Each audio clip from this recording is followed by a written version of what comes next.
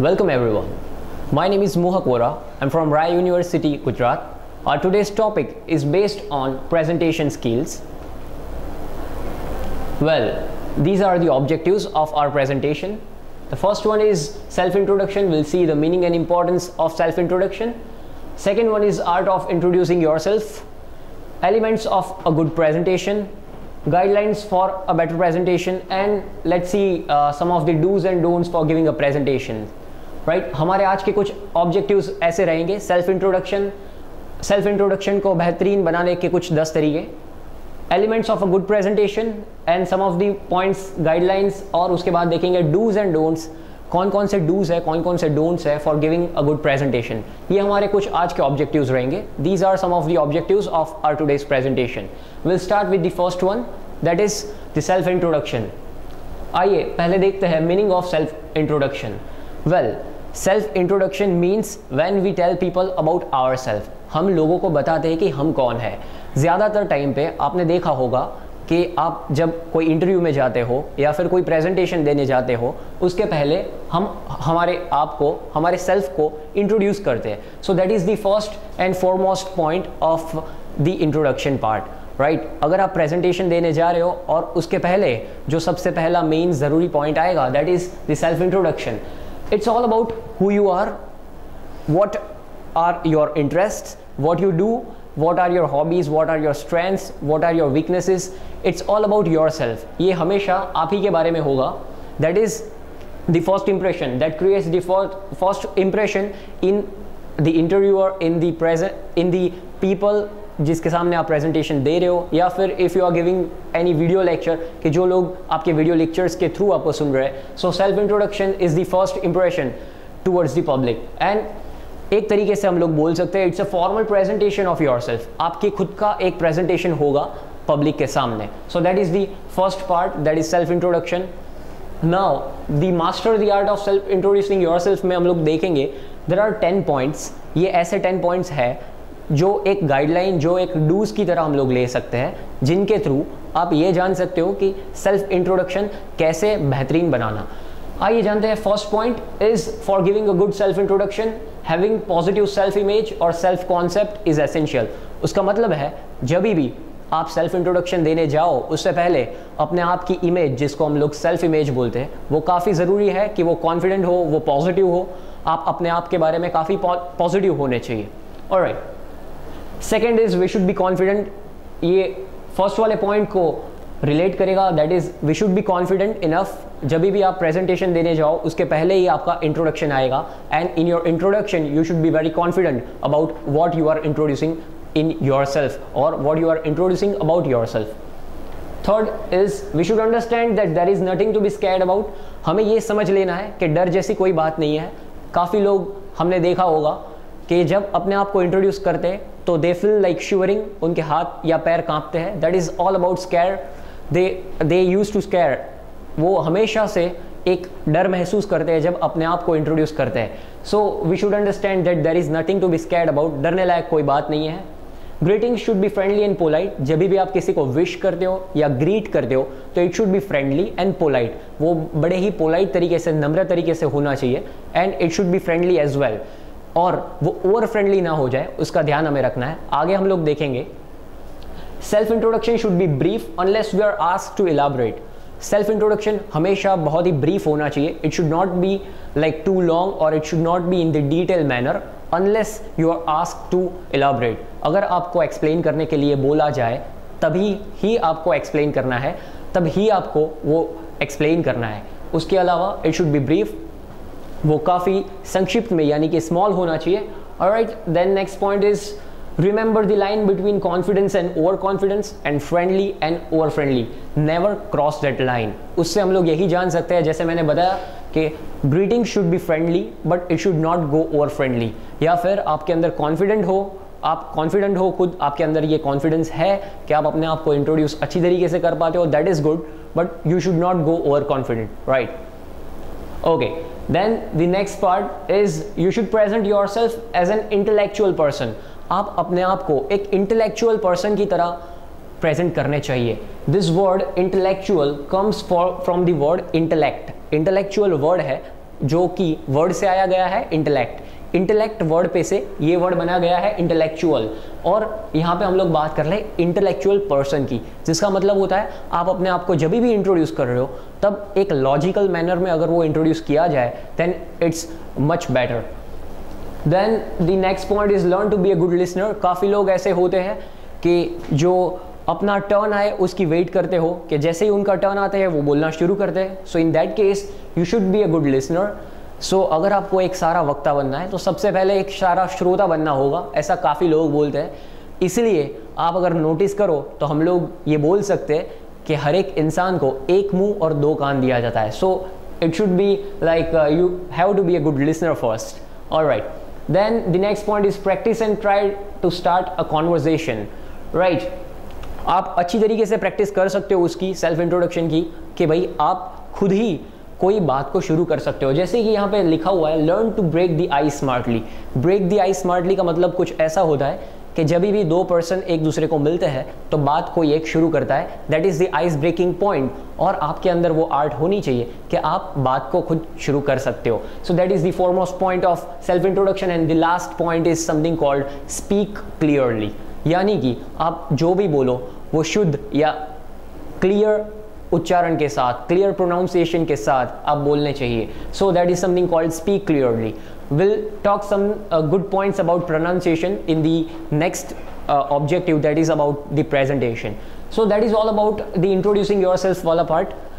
There are 10 to 11 points जो हमें याद रखने हैं कि जो इंट्रोडक्शन अपना खुद करते हैं लोग इंटरव्यू में या प्रेजेंटेशन के दौरान, तो उसके अंदर ये सारे पॉइंट्स अगर हम लोग फॉलो करें तो it should be effective one. Alright, उसके बाद the next objective is something called elements of a presentation. जैसे ही इंट्रोडक्शन की बात खत्म होती है तो हम लोग प्रेजेंटेशन के पॉइंट पे आते हैं कि जैसे ही हमें प्रेजेंटेशन देना है कोई, तो उसके पहले कौन कौन से मेन एलिमेंट्स होंगे जो प्रेजेंटेशन को कंप्लीट बनाएंगे, जो प्रेजेंटेशन को इफेक्टिव बनाएंगे, जिसमें हम लोगों ने कुछ 5 एलिमेंट्स देखे हैं। There are 5 elements for an effective presentation, and that is something called opener, preview, body, summary, and last but not least is the conclusion, जिससे हम लोग तारण लगाते हैं कि भाई हमारा प्रेजेंटेशन यहाँ पे कंक्लूड होता है, हमारा प्रेजेंटेशन यहाँ पे खत्म होता है। Will see one by one. The first one is called the opener वाला part, that is attract your audience to your topic. आप जो भी टॉपिक पे अपना प्रेजेंटेशन देने जा रहे हो वो टॉपिक पे आपको ऑडियंस को अट्रैक्ट करना है। लाइक ऑडियंस को भी इंटरेस्ट आना चाहिए कि आप कौन सा टॉपिक दे रहे हो, बट उसके लिए ज़रूरी ये है कि सबसे पहले आप खुद अपने टॉपिक में उतना इंटरेस्ट लो, आप खुद एक्साइटेड हो आपके टॉपिक के लिए, then only you can let anyone to take interest in your topic. Alright, explain them of your topics importance and relevance. काफ़ी बार ऐसा होता है कि आप ऐसे टॉपिक पर प्रेजेंट करने जा रहे हो कि जिसका ऑडियंस को कोई आइडिया ही नहीं है। In that case you can give some idea, you can give some examples, so that कि भाई ऑडियंस भी आपके प्रेजेंटेशन वाले पॉइंट में, आपके टॉपिक में इंटरेस्ट लेना शुरू करे। Use attractive backgrounds and colour combinations. काफ़ी बार ऐसा होता है कि आप कोई प्रेजेंटेशन पावर पॉइंट स्लाइड्स के थ्रू दे रहे हो या फिर आप प्रेजेंटेशन कोई वीडियोस के थ्रू दे रहे हो, in which you can choose attractive backgrounds and colour combinations. So एक देखने का अलग ही चार्म हो जो भी लोग आपको देख रहे हैं, जो भी लोग आपका प्रेजेंटेशन सुन रहे हैं। We can also use pictures to increase audience interest. काफ़ी बार ऐसा आप कर सकते हो, पिक्चर्स या विजुअल एड्स आप यूज कर सकते हो अपने प्रेजेंटेशन के अंदर to make it more attractive. Alright, so this all about opener वाला part. This is the first part in which the audience will understand about your presentation's topic. So ये काफ़ी ज़रूरी है कि audience के mind में आपके presentation की first impact आए। Okay, the second one is preview your main content is extremely important. आपका presentation जो भी bottom line आपकी बोली जाती है, यानी जो भी foremost point पे आपका presentation बना हो, उसका preview ऑडियंस को पहले ही होना चाहिए, so that people got to know कि आप पूरे presentation के दौरान कौन सी चीज़ के ऊपर गौर करने वाले हो। Alright, this will increase your audience comprehension. काफ़ी बार ऐसा होता है कि इससे ऑडियंस का इंटरेस्ट और ऑडियंस का डेडिकेशन बढ़ जाता है। Think of it as a sign posting. उसको एक साइन पोस्टिंग की तरह आप सोच सकते हो, so that you can understand it much better. Alright, next one is body. Alright, body that is the main part of your presentation, although it's the third part, जैसे कि हम लोगों ने आगे 2 पार्ट देखे, तो प्रेजेंटेशन का ये थर्ड वाला पार्ट है बॉडी, बट ये काफ़ी इंपॉर्टेंट और मेन वाला पार्ट होगा आपके प्रेजेंटेशन का, बिकॉज आप जो भी प्रेजेंटेशन का टॉपिक डिलीवर करने जा रहे हो वो main topic that is called the body of your presentation. So आपके जितने भी टॉपिक्स है, जितने भी ऑब्जेक्टिव्स है, ये सारे आपके बॉडी के अंदर आएंगे। जैसे कि ये आप एक लेक्चर देख रहे हो, ये एक वीडियो लेक्चर है जिसके अंदर मैं कोई पीपीटी समझा रहा हूँ आपको। यही प्रेजेंटेशन के अंदर, जैसे मैंने शुरुआत में बोला कि these are the objectives of our today's presentation, और उसके बाद मैं टर्न बाय टर्न आपको ऑब्जेक्टिव्स क्लियर करवाता रहा हूँ, वैसे ही ये जो अभी टॉपिक्स चल रहे हैं, these are some of the main parts of the presentation. So we can say that कि ये प्रेजेंटेशन का एक बॉडी है, right. Alright, the next and the last part that is something called the perhaps the second last part. काफ़ी लोग इसको last part भी बना देते हैं, बट हम लोग जानेंगे कि ये सेकंड लास्ट पार्ट क्यों है।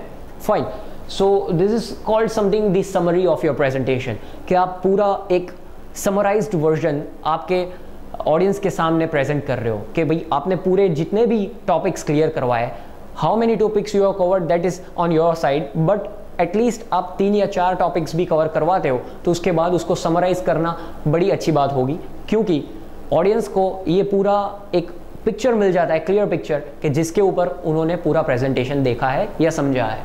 Alright, summarise your points for a quick recap for the audience. Right, summarise क्यों करना है क्विक रिकैप की तरह? क्योंकि काफ़ी बार प्रेजेंटेशन का ड्यूरेशन इतना लंबा हो जाता है कि लोग समराइज वर्जन यानी समराइजेशन ओमिट कर देते हैं। इन दैट केस मैं ये बताना चाहता हूँ कि समरी के लिए एटलीस्ट 2 to 3 मिनट्स भी देनी चाहिए, क्योंकि ऑडियंस समझ पाएगी कि आपने पूरे प्रेजेंटेशन में कौन से पॉइंट पे गौर किया, आपका बॉटम लाइन क्या है, आपका मेन कॉन्सेप्ट क्या है फॉर अ गुड प्रेजेंटेशन।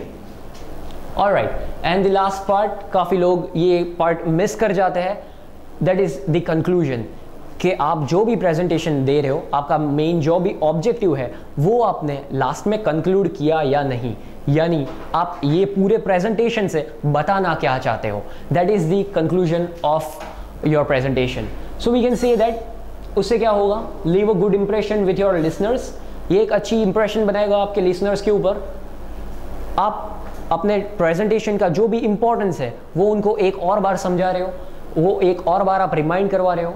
उसके बाद आएगा थैंक द ऑडियंस। काफ़ी बार ऐसा होता है कि जब आप खुली सभा में या बड़े ऑडियंस के सामने प्रेजेंटेशन दे रहे हो, उस टाइम पे काफ़ी लोग अपना प्रेजेंटेशन ऐसे ही दी एंड कर देते हैं, ऐसे ही ख़त्म कर देते हैं without thanking the audience. So that is also necessary कि आप अपने ऑडियंस को एक अपना ग्रेटिट्यूड वाला पार्ट शो करो, उनको एक थैंक्स बोलो।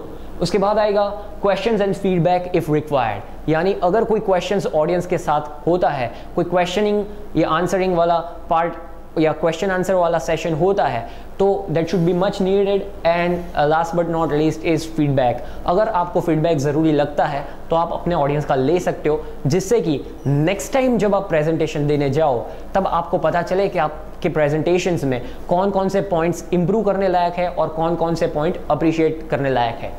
Alright, so we'll go to the third and foremost point of our presentation। हमारे आज के प्रेजेंटेशन का जो थर्ड ऑब्जेक्टिव है उसके ऊपर जाते हैं हम लोग, that is guidelines for a good presentation.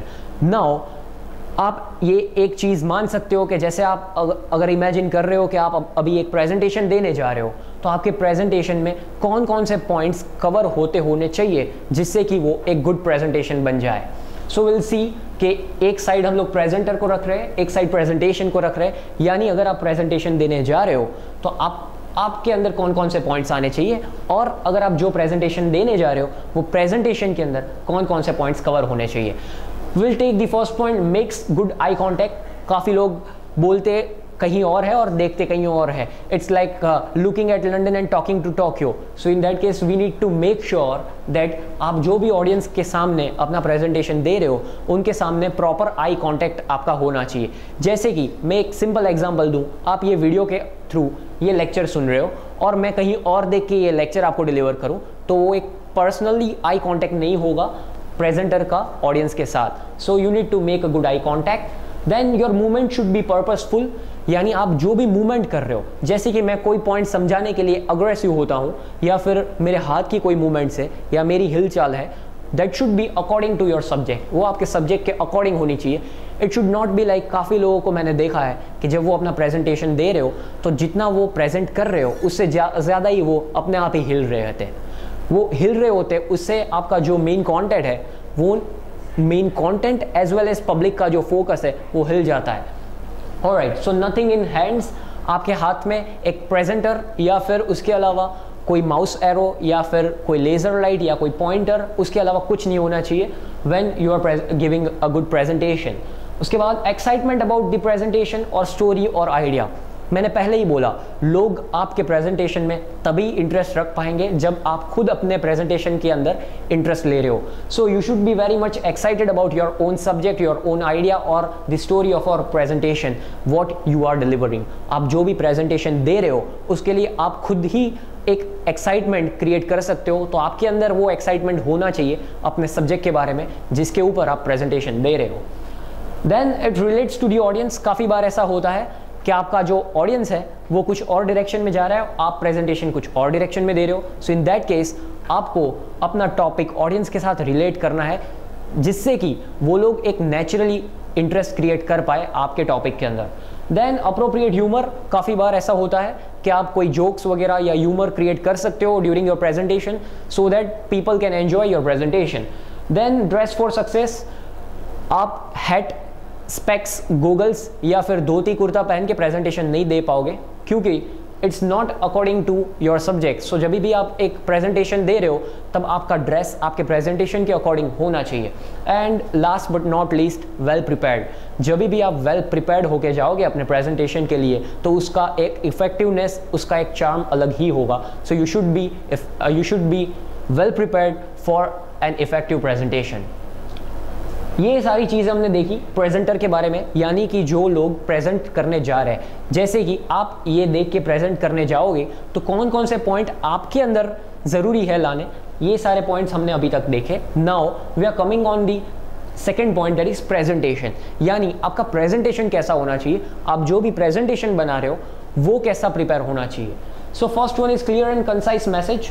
जो भी मैसेज आप देना चाहो वो काफ़ी क्लियर होना चाहिए.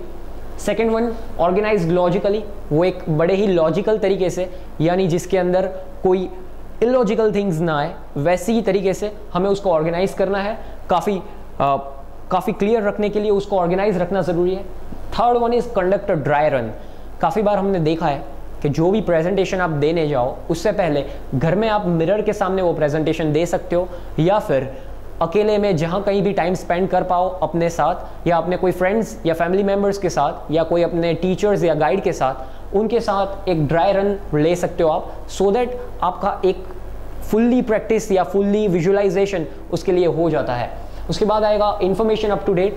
जो भी इन्फॉर्मेशन आप अपने प्रेजेंटेशन के अंदर दे रहे हो वो अप टू डेट होनी चाहिए, वो अपडेटेड होनी चाहिए, because if you are not updated then you are outdated. Simple.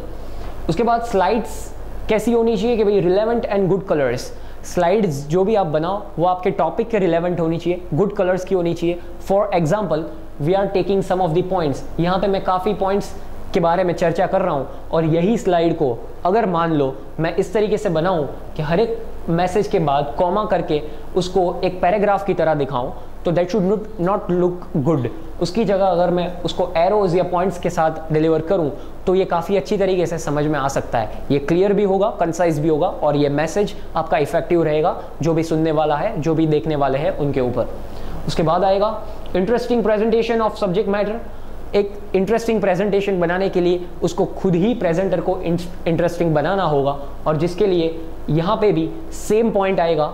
एक ही पॉइंट ऐसा है जो प्रेजेंटर और प्रेजेंटेशन के अंदर कॉमन रहेगा, that is something called well prepared. Because practice is much important and preparation is needed for good performance. So you can take a small slogan like this. It's like practice, prepare and perform. Right? Practice, prepare and perform for a good presentation. Alright, correct spellings होने चाहिए. अगर आप कोई grammatically mistake कर रहे हो तो that is not ideal, that is not recommended during your good presentation. Fine. The next point what we are taking is something called top 10 mistakes made by presenters. काफ़ी बार हम लोग ये समझते हैं कि क्या करना चाहिए वो तो इतना ही ज़रूरी है जितना ज़रूरी ये है कि क्या नहीं करना चाहिए. So for that will take top 10 mistakes made by presenters. काफ़ी बार प्रेजेंटेशन के ड्यूरिंग प्रेजेंटर्स क्या क्या मिस्टेक्स करते हैं वो अगर हम लोग जान ले तो काफ़ी बार हम लोग एक अच्छा प्रेजेंटेशन दे सकते हैं. So will see all the top 10 mistakes कि जो ऐसी मिस्टेक्स है जो जनरली प्रेजेंटेशन के ड्यूरिंग प्रेजेंटर देता है. और उसके अंदर हम लोगों ने फाइव पार्ट्स में इसको डिवाइड किया है. फर्स्ट वाला देखते हैं, नो प्रेजेंटेशन ऑब्जेक्टिव्स. काफ़ी बार प्रेजेंटेशन शुरू करो उससे पहले उसके कोई ऑब्जेक्टिव्स ही नहीं होते, जिससे आधे प्रेजेंटेशन के बाद लोग एक दूसरे को पूछ रहे हैं कि एक्चुअली ये बंदा कहना क्या चाहता है, जिससे हमें ये जानने को मिलता है कि भाई ऑब्जेक्टिव्स के बिना कोई प्रेजेंटेशन नहीं होता है. सो दैट ये 10 पॉइंट्स के अंदर जो भी कुछ आप समझो उससे पहले ये एक आपके माइंड में समझ लो, आपके माइंड को एक चीज़ ये समझा दो कि ये ऐसे 10 पॉइंट्स हैं जो हमें फॉलो नहीं करने हैं. Right. Alright. Second one is poor visual aids. काफ़ी बार ग्राफ्स, पिक्चर्स, एनिमेशंस या विजुअल एड्स जिसको बोलते हैं वो काफ़ी कम यूज़ करते हैं लोग, जिससे प्रेजेंटेशन इतना इफेक्टिव नहीं बनता है. Third one is ineffective closing और कंडक्टिंग. काफ़ी बार ऐसा लग रहा है कि स्लाइड्स आपको खींचे जा रही है, आप स्लाइड्स को खींचे नहीं जा रहे हो. सो उसका कंडक्टिंग ठीक से नहीं होता है, कंक्लूडिंग ठीक से नहीं होता है. और काफ़ी बार ऐसा भी होता है कि आप प्रेजेंटेशन जब क्लोज कर रहे हो तब कोई कंक्लूजन या कोई समराइजेशन के बिना आप सीधा ही उसको क्लोज कर रहे हो. सो कंडक्टिंग, कंक्लूडिंग एंड क्लोजिंग, ये तीनों चीज़ हमारे लिए बहुत ही ज़रूरी है. उसके बाद आएगा पुअर फर्स्ट इंप्रेशन. जब भी प्रेजेंटेशन के ड्यूरिंग आप अपना फर्स्ट इंप्रेशन दे रहे हो, अगर वो इफेक्टिव नहीं है, फिर भी आपका अगर मान लो कोई टॉपिक या आपका सब्जेक्ट इंटरेस्टिंग है तो भी लोग उसमें इंटरेस्ट नहीं रहेंगे, लोग उसके अंदर इंटरेस्ट नहीं लेंगे. दैट इज जस्ट बिकॉज कि फर्स्ट इंप्रेशन काफ़ी पुअर रहा होगा in that case. Then no preparation. काफ़ी बार लोग प्रिपेयर किए बिना ही प्रेजेंट करने जा रहे हैं, वैसा मत कीजिए. जितना हो सके उतना प्रिपरेशन पे ध्यान दीजिए. जैसे ही मैंने बोला, prepare, practice and perform. Alright. Then lack of enthusiasm. Enthusiasm का मतलब होता है उत्साह, एक जुस्सो, एक चार्म, जिससे क्या होता है कि काफ़ी बार लोग विदाउट एनी एंथुसियाज्म अपना प्रेजेंटेशन दे रहे होते हैं. उसके अंदर देखा जाए तो वो प्रेजेंटेशन के अंदर जान नहीं होती. So for a good presentation it should be very enthusiastic. आपके अंदर वो जुस्सा या वो उत्साह होना चाहिए जिससे लोग आपके टॉपिक के अंदर भी उत्साह लें. ऑलराइट. वो लोग भी आपके टॉपिक को उत्साह से समझे और उत्साह से जाने. Alright. Next one is weak eye contact and fidgeting. Weak eye contact, जैसे मैंने बोला, काफ़ी लोग आई टू आई कॉन्टैक्ट नहीं करवा पाते हैं. प्रेजेंटर आई कांटेक्ट नहीं कर पाता है ऑडियंस के साथ, जिससे कि एक रिलेशन ड्यूरिंग द प्रेजेंटेशन नहीं बन पाता. एंड फिजिटिंग का मतलब होता है छोटी छोटी चीज़ों से खेलना, जैसे काफ़ी लोग अपने बटन्स से खेलते हैं ड्यूरिंग देयर इंटरव्यू, काफ़ी लोग अपने हाथ में या अपने शूज़ के आसपास जो भी चीज़ें होती है उससे खेलते हैं ड्यूरिंग द प्रेजेंटेशन. वो अवॉइड कीजिए for a good presentation. Then next one is ignoring audience reaction. काफ़ी बार ऑडियंस आपके ऊपर आइदर गुड और बैड रिएक्ट करते हैं, उसको इग्नोर मत कीजिए. राइट. जितना हो सके उतने ऑडियंस के साथ जुड़िए. अगर ऑडियंस के साथ कनेक्ट होना है तो उनका फीडबैक भी उतना ही ज़रूरी है, वेदर इट्स गुड और bad. Alright. Then lack of facial expressions. जैसे मैं यहाँ पे आपको एक डेमो दिखा सकता हूँ कि मैं विदाउट एनी एक्सप्रेशंस अगर यही चीज़ आपको समझाऊँ तो आपको ये वीडियो बोरिंग लगेगा शायद, बट अगर प्रॉपर फेशियल एक्सप्रेशंस के साथ कोई प्रेजेंटेशन दिया जाए तो people will understand it much better. जो भी आप कुछ समझाना चाहते हो वो बड़ी अच्छी तरीके से वो समझ सकते हैं. Alright. And the last point is something called lack of confidence. काफ़ी बार ये देखा जाता है, जैसे लैक ऑफ एंथुसियाज्म है वैसे ही लैक ऑफ कॉन्फिडेंस है. लोग कॉन्फिडेंट नहीं होते प्रेजेंटेशन देने जाए उसके पहले. तो काफ़ी लोगों का ये क्वेश्चंस होता है, काफ़ी लोगों के ये क्वेश्चंस होते हैं रादर कि कॉन्फिडेंस कैसे बढ़ाया जाए. सो उसके लिए सीधा पॉइंट 5 पे हम लोग देख सकते हैं कि अगर आप प्रिपरेशन बढ़ा दो, आप प्रैक्टिस बढ़ा दो तो कॉन्फिडेंस अपने आप ही आ जाएगा. Fine. So these are the top 10 mistakes made by presenters mostly. Fine. So ये ऐसे 10 पॉइंट्स हैं जो आपको अवॉइड करने हैं. ऑलराइट. फाइन. देन और next objective is something related with do's and don'ts for giving a presentation. इसके अंदर डूज के भी पॉइंट्स हैं और डोंट्स के भी पॉइंट्स हैं, तो इससे ये जान सकते हो आप साइमल्टेनियसली कि कौन कौन से पॉइंट्स हैं जो आपको फॉलो करने हैं और कौन कौन से ऐसे पॉइंट्स हैं which you have to avoid, जो कि फॉलो आपको नहीं करने हैं। सबसे पहला पॉइंट देखते हैं, speak slowly, clearly and loudly. यानी आप जो भी समझा रहे हो, जो भी प्रेजेंट कर रहे हो, वो हमेशा बहुत ही क्लियर तरीके से लोगों को समझ में आना चाहिए। फाइन। सेकेंड पॉइंट देखिए, उससे पहले फर्स्ट पॉइंट देखेंगे डोंट्स का, that is don't talk to the screen, talk to the audience. काफ़ी बार ऐसा होता है कि लोग ऑडियंस के साथ जुड़ने की बजाय वो स्क्रीन के साथ जुड़ जाते हैं। जैसे कि मैं आपको अगर यहाँ पे एक क्विक डेमो दिखाऊं तो लोग यहाँ पे अगर देख के कोई प्रेजेंटेशन दे रहा है तो उसका प्रेजेंटेशन एंजॉय नहीं करेंगे, वो प्रेजेंटेशन वो समझ नहीं पाएंगे। अगर मैं कंटिन्यूसली स्क्रीन के सामने ही देखता रहूं और उसके बाद ऑडियंस के साथ जुड़ना चाहूं तो वो पॉसिबल नहीं होगा। सो इन दैट केस आप ऑडियंस को प्रेजेंटेशन दे रहे हो, स्क्रीन को प्रेजेंटेशन नहीं दे रहे हो। So in that case you have to connect with your audience. Alright, next one is keep your hands out of your pockets. काफ़ी लोग जेब के अंदर हाथ डाल के प्रेजेंटेशन दे रहे हो, अवॉइड दैट। आपके हैंड्स फ्री होने चाहिए। अगर आपके हाथ में कोई पॉइंटर या प्रेजेंटर है तो आप वो रख सकते हो, उसके अलावा आपके हैंड्स फ्री रहने चाहिए। सेकेंड पॉइंट आएगा, don't jump start your presentation without an introduction. आपके सब्जेक्ट का या आपके खुद का इंट्रोडक्शन दिए बिना आप खुद ही सीधा प्रेजेंटेशन शुरू नहीं कर सकते हो। सबसे पहले ये जानना ज़रूरी है कि ऑडियंस को आपके प्रेजेंटेशन के मेन ऑब्जेक्टिव, बॉटम लाइन के बारे में पता चले। Third one is arrive before time. जहाँ पे भी आपका प्रेजेंटेशन है वहाँ पे पहले से पहुँच जाओ, वहाँ पे थोड़ा टाइम स्पेंड करो। वहाँ पे जहाँ कहीं भी आपको प्रेजेंटेशन देना है वो जगह को जांच लो, वो जगह पे एक टेस्ट रन ले लो, so that you can be more confident about your presentation. Third don'ts में देखते हैं, don't use too many slides and don't load them with content. काफ़ी बार ऐसा होता है कि आपके प्रेजेंटेशन के अंदर 60, 70 या 40 या 50 ऐसी स्लाइड्स होती है जिससे कि लोग ये जान नहीं पाते कि आपका मेन ऑब्जेक्टिव क्या है। तो हो सके उतनी स्लाइड्स कम लो और हो सके उतना कंटेंट प्रिसाइज रखो। उसके बाद आएगा state your points with interesting materials. काफ़ी बार आप अपने पॉइंट्स को ऐसे ही समझा देते हो, उसकी जगह आप काफ़ी पिक्चर्स, एग्जाम्पल्स और काफ़ी इंटरेस्टिंग मटेरियल्स यूज़ कर सकते हो। Don't read the information from the slides. काफ़ी बार ये जाना जाता है कि पूरा जो भी पैराग्राफ दिया जाता है उसी को लोग रीड कर जाते हैं, जिसको लोग एक्सप्लेन नहीं करते। अगर मान लो ये सारे पॉइंट्स अगर मैं पढ़ जाऊं विदाउट एनी एक्सप्लेनेशन तो ये स्लाइड्स का कोई वैल्यू नहीं रहेगा जितना कि एक्सप्लेनेशन के बाद आप समझ पाओगे। Alright, then make proper eye contact. जैसे ही हमने बोला कि जैसे ही आवाज़ लाउड रखनी ज़रूरी है, क्लियर रखनी ज़रूरी है, वैसे ही आई कॉन्टैक्ट रखना भी उतना ही ज़रूरी है। And you have to be positive about your language. आप जो भी लैंग्वेज में प्रेजेंटेशन दे रहे हो वो लैंग्वेज के ऊपर आपका फुल्ली कमांड होना चाहिए, वो लैंग्वेज के अंदर आपकी एक रुचि होनी चाहिए कि जिसमें आप इंटरेस्टिंगली दे पाओ। Don't have a dull voice and unclear pictures. Right, आपका वॉइस डल नहीं होना चाहिए और आपका प्रेजेंटेशन और जो भी पिक्चर आप दिखा रहे हो वो एकदम क्लियर होना चाहिए, जिससे कि लोग समझ पाए कि आप क्या प्रेजेंट करना चाहते हो।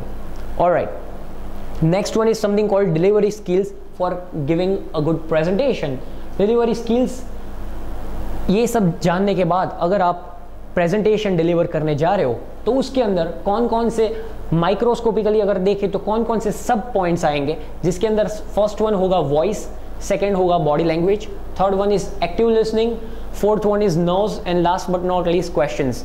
इसके बारे में हम लोगों ने काफ़ी कुछ जाना है, बट फिर भी एक और बार मैं आपको इसको माइक्रोस्कोपिकली समझाता हूँ कि आपका वॉइस काफ़ी क्लियर, आपके प्रोनाउंसिएशंस एकदम क्लियर होने चाहिए, जिससे कि लोग आपके पॉइंट्स को, आपके प्रेजेंटेशन को काफ़ी अच्छी तरीके से समझ पाए। Second and most important point for a presentation, that is something called your body language. Body language एक तरीके का कम्युनिकेशन है जिसको हम लोग बोलते हैं non verbal communication. Verbal communication यानी जिसमें आप वर्ड्स यूज करते हो, बातें करके आप कन्वर्सेशन कर रहे हो, but body language is something called non verbal communication, जिसमें आप बोले बिना आपके अपीयरेंस से लोगों के साथ बात करते हो। So that is something called your gestures, postures वगैरह। एक्टिव लिसनिंग, आप काफ़ी बार लोगों के बारे में सुनते हो ड्यूरिंग योर प्रेजेंटेशन, आपके ऑडियंस का रिएक्शन सुनते हो, but you were not able to get that point. आप लोग काफ़ी बार वो पॉइंट्स मिस कर जाते हो जो ऑडियंस बताना चाहती है, because you are not an active listener at that moment of time. उसके बाद आएगा नर्व्स। काफ़ी लोग नर्वस फील करते हैं, उनके हाथ कांपते हैं, उनके पैर कांपते हैं ड्यूरिंग द प्रेजेंटेशन। जैसे ही मैंने बोला कि अगर उसको बढ़ाना है, कॉन्फिडेंस बढ़ाना है, नर्व्स को क्लियर करना है, तो उसके लिए सबसे ज़्यादा इंपॉर्टेंट पॉइंट है that is practice and preparation. Last but not least questions. काफ़ी बार ऑडियंस के सामने आप जुड़ते हो तो ऑडियंस क्वेश्चंस पूछती है, जो भी एक ज़रूरी पार्ट होता है प्रेजेंटेशन का, क्योंकि प्रेजेंटेशन का मतलब ये नहीं है कि जो आपने जाना वो ऑडियंस को बता दिया, बट प्रेजेंटेशन का मतलब ये है कि आपका जो भी टॉपिक है उसको लेके ऑडियंस के साथ जुड़ना। ऑलराइट, जैसे कि मैंने बोला बॉडी लैंग्वेज एक वाइटल पार्ट है, एक डोमिनेंट पार्ट है, एक मेन पार्ट है, तो उसके ऊपर हम लोग थोड़ा ज़्यादा गौर करेंगे। बॉडी लैंग्वेज कैसा होना चाहिए? Well we can say that empty your hands. अगर आपके हाथ में कुछ है तो वो साइड में रख दो, उसके बाद ही आप प्रेजेंटेशन अच्छी तरीके से दे पाओगे।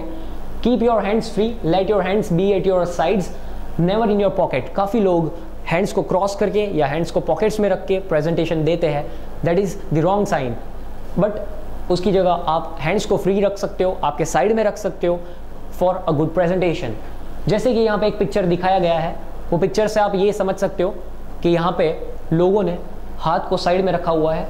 This the clear sign of our point कि आपका हाथ फ्री रहने चाहिए। काफ़ी लोग नर्वस फील करते हैं, इसीलिए हाथ में पेन, हाथ में मोबाइल या फिर हाथ के अंदर लैपटॉप या ऐसी कोई चीज़ें रखते हैं। So keep your hands free. Next point is something called stippling. Stippling का मतलब होता है हाथ को ऐसे जोड़ना। आपके stippling is what you call palms that face each other with just the fingertips touching। दोनों palms को एक दूसरे के साथ जोड़ना जिससे कि आपके फिंगर्स से सिर्फ टच हो पाए। यहाँ पे कुछ यही पिक्चर को दिखाया गया है, दैट डिस्प्लेज योर कॉन्फिडेंस। ये कुछ बॉडी लैंग्वेज की भाषा है जिससे आप देख सकते हो कि वो बंदा कितना कॉन्फिडेंट है, या फिर it's a sign of self assurance, यानी कि आप अश्योरेंस दे रहे हो। And last but not least, hands in the back, this usually shows some amount of confidence. काफ़ी लोग जैसे कि स्पोर्ट्स पर्सन्स, एनसीसी और एनएसएस के कैडेट्स होते हैं, वो लोग अपने हाथ पीछे रखते हैं, जोड़ के रखते हैं। This shows some amount of confidence, वो कुछ हद तक कॉन्फिडेंस दिखा रहा है। ऑलराइट, बॉडी लैंग्वेज के बाद हम लोग आते हैं विजुअल एड्स पे, जो कि एक पार्ट है आपके प्रेजेंटेशन को इफेक्टिव बनाने के लिए। मैंने पहले ही बोला विजुअल एड्स का मतलब होता है your presentation that contents pictures, graph। उसके कंटेंट में, प्रेजेंटेशन के कंटेंट के अंदर जो भी पिक्चर्स, ग्राफ्स, जो भी एनिमेशंस आप दिखा रहे हो, वो काफ़ी बार हम लोग प्रेजेंटेशन को इफेक्टिव बनाने के लिए यूज़ करते हैं। That is something called visual aids are a great assistance to the speaker as well as to the audience. काफ़ी बार ऐसा होता है कि विजुअल एड्स के थ्रू जो भी प्रेजेंटर प्रेजेंटेशन दे रहा है उसको बहुत ही अच्छी सहायता मिलती है अपना प्रेजेंटेशन एक अच्छा या बढ़िया बनाने के लिए। सो इससे हमें ये क्वेश्चन होता है किस तरीके का विजुअल एड्स हम लोग यूज़ कर सकते हैं। तो उसके लिए टर्न बाय टर्न हम लोग विजुअल एड्स देखते हैं। जैसे कि ओवरहेड प्रोजेक्टर्स, काफ़ी लेट 90s में यूज़ होता था ये मेथड, ओवरहेड प्रोजेक्टर्स जिसको OHPs बोलते हैं। स्लाइड्स जो कि हम लोग आज यूज़ करते हैं। मल्टीमीडिया प्रेजेंटेशंस, चार्ट्स, ब्लैक और वाइट बोर्ड्स, हैंडआउट्स या सैम्पल्स और ऑब्जेक्ट्स। टेक्निकल सब्जेक्ट में ऐसा भी हम लोगों ने देखा है, केमिस्ट्री, फिजिक्स जैसे सब्जेक्ट में काफ़ी 3 डायमेंशनल लाइव मॉडल्स को लेके प्रेजेंटेशन दिया जाता है। Show your presentation should be much effective. ये है ओवरहेड प्रोजेक्टर जो हम लोग लेट 90s में यूज़ करते थे। This one of the visual aids. Second is screen use for OHP, overhead projector के लिए जो स्क्रीन यूज़ होता है। उसके बाद ट्रांसपेरेंसीज, आप कुछ समझाना चाहते हो क्लास को या कोई बड़े ऑडियंस को आप समझाना चाहते हो, you can also use transparencies. Flip charts, काफ़ी बार ऐसा होता है कि आप जैसे छोटे थे बचपन में तो मैजिक स्लेट यूज़ करते थे, कोई भी एग्जाम्पल समझाए उसके बाद तुरंत ही वो रब कर सकते हो। Similarly you can use flip charts. ये सारे फ्लिप चार्ट्स है जिसके ऊपर कोई भी एक्सप्लेनेशन दिया होता है, उसके बाद वो आप फ्लिप कर सकते हो। That's why it is called flip charts. Alright, graphs, काफ़ी तरीके के ग्राफ्स होते हैं, जैसे लाइन ग्राफ होता है, पाई ग्राफ होता है, उसके बाद बार ग्राफ भी होता है। किस तरीके की इंफॉर्मेशन आप डिलीवर कर रहे हो उसके ऊपर डिपेंड करेगा किस तरीके का ग्राफ आप दिखा सकते हो। Use of graph as a visual aid, right. काफ़ी बार मीटिंग्स के अंदर भी ग्राफ्स को as a presentation visual aid लिया जाता है। उसके बाद आएगा pictograph. It's a pictorial representation of statistics on a chart, graph or computer screen, that is something called pictograph. This type of pictograph you can use to explain your topic much better in a much better way. White board और black board हम लोग काफ़ी परिचित है उसके बारे में. Schools के अंदर व्हाइट बोर्ड अभी आ गए हैं, जहाँ पे पहले ग्रीन या ब्लैक बोर्ड्स हम लोग यूज़ करते थे to explain your point in much better way. ये सब करने का मतलब क्या है? Purpose of using visual aids. Visual aids use करने का मतलब क्या है, वो क्यों ज़रूरी है? Purpose behind using visual aids is very simple. वो एक नोट्स की तरीके से काम करता है, वो आपका पिक्चर काफ़ी क्लियर दिखाता है. Improves audience understanding and memory. आपके ऑडियंस को वो चीज़ याद रह जाती है. जैसे कि हम लोगों ने जाना है कि अ पिक्चर सेज 1000 वर्ड्स, तो आप 4 स्लाइड्स की जगह एक पिक्चर दिखा के आपके पॉइंट को बड़ी अच्छी तरीके से ऑडियंस को समझा सकते हो. It is helpful in reinforcing support और स्ट्रेंथ योर आइडियाज़. आपके आइडियाज़ को ज़्यादा अच्छी तरीके से समझाने के लिए, उसका वज़न बढ़ाने के लिए ये हमेशा आपको सपोर्ट करेगा. That is the visual aid, right? And that's all from our presentations.